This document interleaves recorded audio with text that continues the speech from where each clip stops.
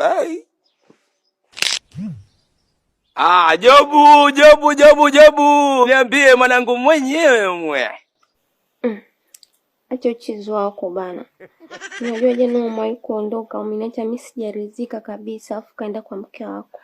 Kwa hiyo hapo natakiwa mimi hapo? Ndio. So nani mwingine anaweza kufanya hivyo? Hiyo nafanya kabisa hiyo. Hiyo nafanya hiyo. Yaani hiyo fresh sana. Basi sawa mpenzi wangu. Ila mimi nilikuwa na shida kidogo.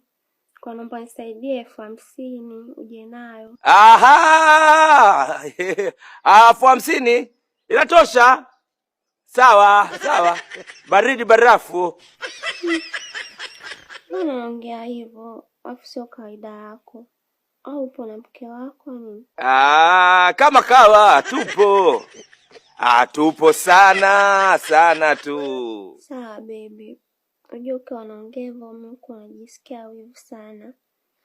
Ila sio mbaya. Yote kwa yote nilikuwa naomba leo ukija chelewe kurudi basi. Maana nimekumisi sana.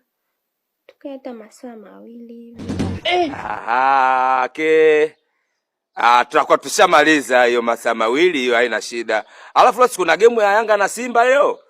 Tukimaliza bosi wangu tunaenda kuangalia wote game hilo. Mpenzi wangu.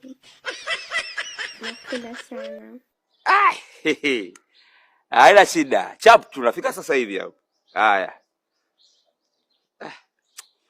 Unajua bwana, nyota njema siku zote huanza kuonekana asubuhi.